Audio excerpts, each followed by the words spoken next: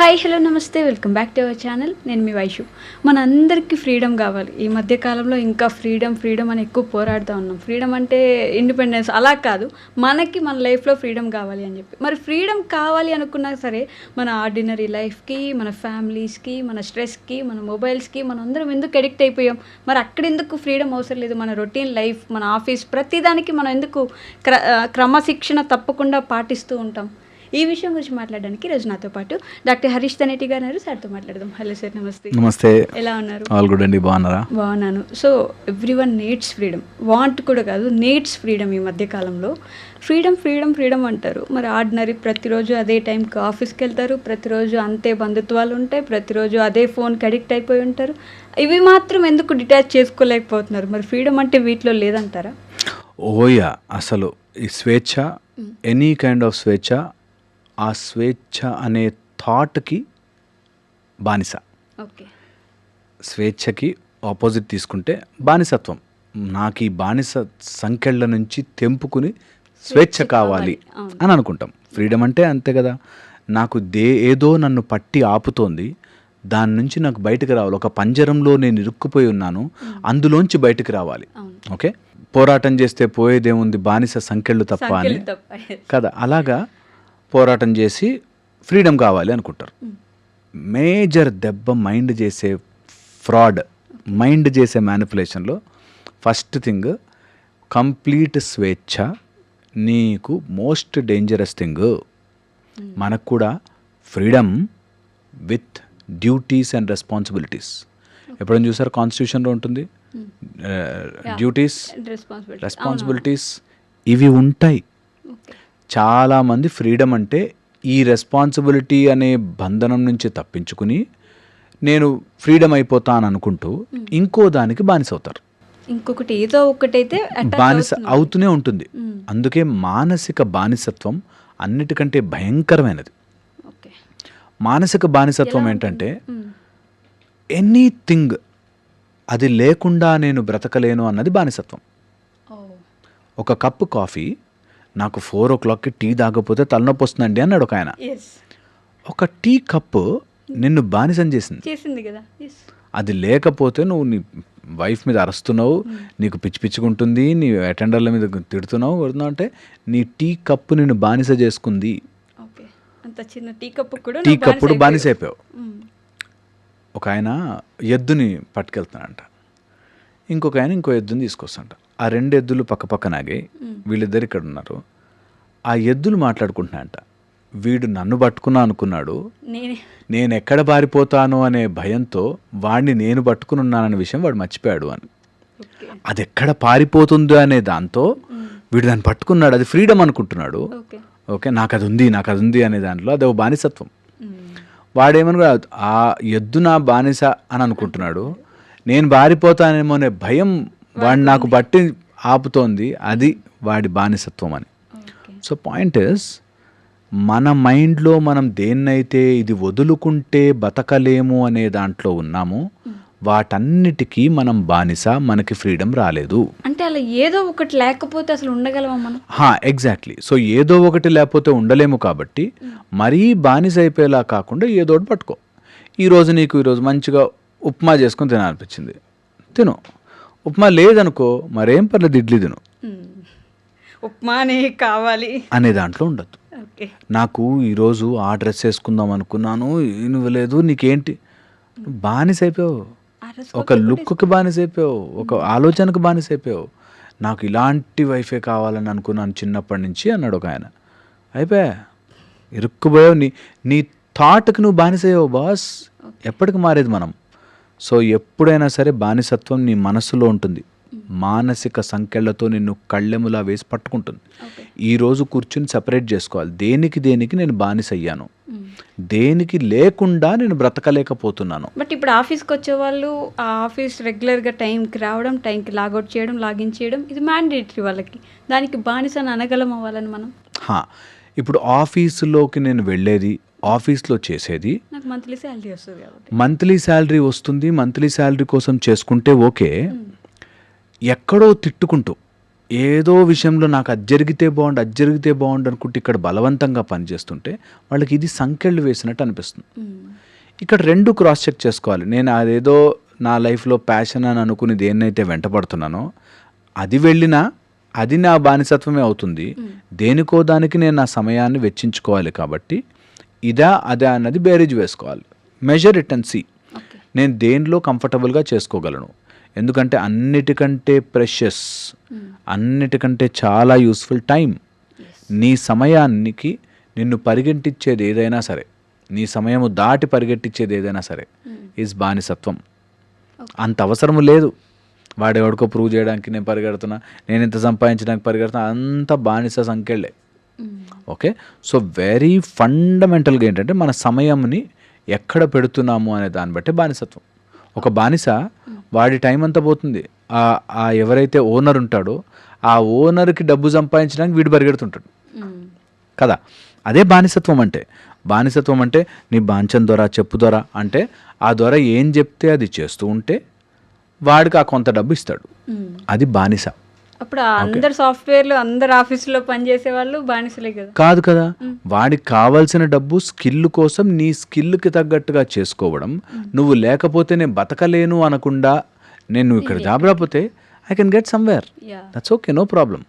నేను అది బానిసత్వము కానిది. దట్ నేను నాకు టాలెంట్ ఉంది, ఎక్స్చేంజ్ ఆఫ్ మనీ కావాలి కాబట్టి నీకు ఆ వర్క్ చేసి పెడతా, నువ్వు నాకు డబ్బులు ఇచ్చి పెడుతున్నావు.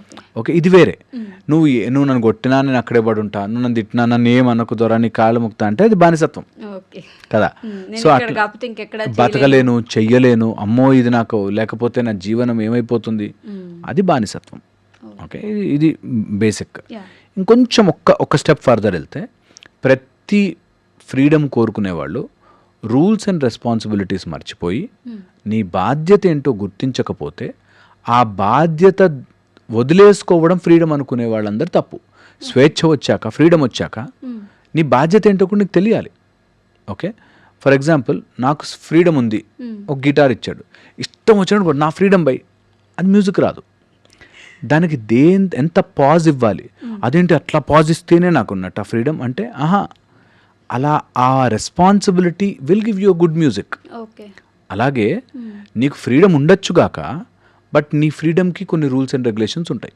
అంటే చాలామంది ఈ మధ్య కాలంలో ఇన్స్టాగ్రామ్లో రీల్స్ వస్తూ ఉంటే, మేము ఫ్రీడమ్ చూస్ చేసుకున్నాం, ఈ రొటీన్ లైఫ్ మాకు వద్దని చెప్పి మేము అన్నీ వదిలేసి ఇలా బ్రతుకుతున్నాం. ఎలా అంటే లోకాన్ని పడి తిరగడం, ప్రపంచం చూసుకుంటూ మేము ట్రావెలింగ్ చేస్తూ మేము ఇలా బ్రతికేస్తాం అని చెప్తున్నారు. అది బానిసత్వం వదిలేసినట్టేనా మరి? హాయ్ కదా, వాళ్ళ టైం వాళ్ళ ఇష్టం, వాళ్ళ లైఫ్ వాళ్ళ ఇష్టం, వాళ్ళు ఎలాగైనా చేసుకోవచ్చు. అన్లెస్ అని అంటే ఎవరిని ఇబ్బంది పెట్టకపోతే. ఓకే, వాళ్ళ ఎదుటివాడు అనుకుని ఇబ్బంది పడితే. నాకు తెలిసిన ఒక మదర్ వచ్చారు, ఇది ట్రావెలింగ్ అని తిరుగుతోందండి, బండి వేసుకుని తిరుగుతుందండి, మగరాయుడు లాగా బండి వేసుకుని తిరుగుతుందండి, ఎలా చెప్పండి. అమ్మాయికి మంచిదా, హ్యాపీగా ఉందా, ఎంజాయ్ చేస్తుందా, ఏమవుతుంది, ఏమీ కాదు, మనమే భయపడిపోతాం ఏమవుతుందని. ఇది వన్ ఆస్పెక్ట్. సెకండ్ వచ్చేసి అలా అని ఆమె తన లైఫ్ని మర్చిపోయి ఎవరిని పడితే వాడు నమ్మేసి ఎటు పడితే అటు వెళ్ళిపోయి, అది రాంగ్. సో నీకు every freedom will have a responsibility. నీకు ఫ్రీడమ్ రైట్స్ ఉన్నట్టే రెస్పాన్సిబిలిటీస్ కూడా ఉంటాయి. యాజ్ ఎ సిటిజన్ నీకు ఫ్రీడమ్ ఏదైతే ఉంటాయో, right to speech, right to action, rights ఏవైతే ఉంటాయో అలాగే నీకు రెస్పాన్సిబిలిటీస్ కూడా ఉంటాయి. నేను అన్నట్టుగా గిటార్ ఇచ్చాడు, నీకు ఇష్టం వచ్చినట్టు కొట్టదు. There is a responsibility of holding the guitar. ఆ స్ట్రింగ్ని కరెక్ట్గా ప్రెస్ చేయగలగాలి, ఆ పాజ్ కరెక్ట్గా చేయగలగాలి. Pause is the music, so నీ responsibility is the music. Okay, so అది గుర్తించకపోతే నీకు ఫ్రీడము బానిసత్వంగా, ఆ ఫ్రీడము కూడా నిన్ను స్లేవ్గా మారుస్తుంది. ఫ్రీగా లేకపోతే తట్టుకోలేవు.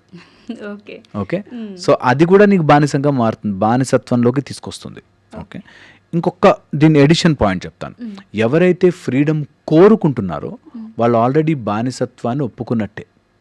ఓకే, అంటే నాకు ఇది లేకపోతే ఇది నాకు ఫ్రీడమ్ అని అనుకున్నారంటే అది వాళ్ళని బానిసగా మార్చింది.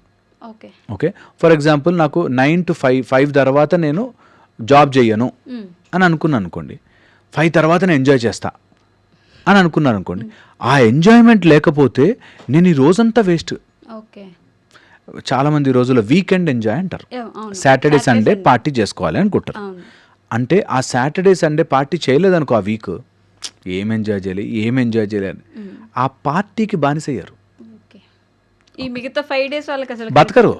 ఈ 5 days అసలు బతికినట్టే కాదు, ఓన్లీ ఆ 2 వీకెండ్ రోజున నేను ఎంజాయ్ చేయడమే బ్రతకడం అనుకుంటా. ఇది అక్కడ వస్తుంది మిస్టేక్ అంతా.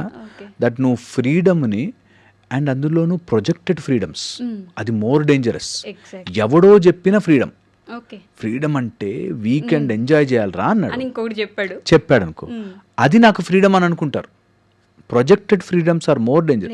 అండ్ ఇప్పుడు అలాంటి ఫ్రేమింగ్ ఈజీ. ఉన్నది ఒకటే జిందగీ, ఎంజాయ్ చేయరా అని చెప్పాడు అనుకో, మళ్ళీ పుడతామా ఏంటి అన్నాడు అనుకో, సినిమా డైలాగు అంతవరకు అర్థం చేసుకోవాలి. అది కాకుండా అవును కదా ఒకటే లైఫ్ కదా అని ఎవరో అప్పిచ్చిన కాన్సెప్ట్ తీసుకొచ్చి దాంతో రుద్దుతారు.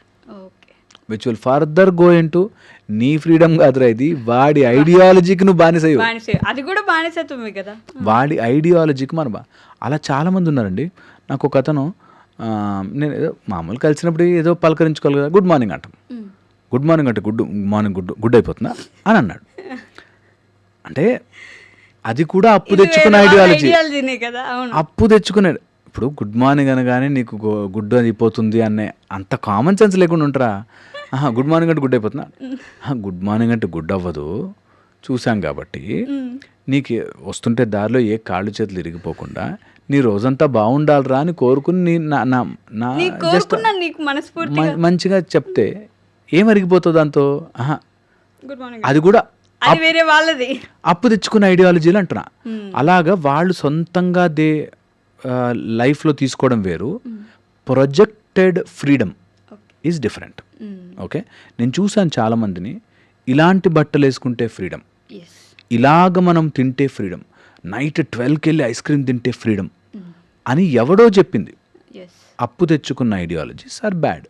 వాళ్ళకి అనిపించింది ఫర్ దెమ్, నాకు ఇన్సైడ్ నుంచి నాకు ఇది ఫ్రీడమ్ అనిపిస్తుంది, నాకు ఇలా బానిసగా టైంకి నేను బ్రతకలేను అని అనుకునే వాళ్ళు ఓకే.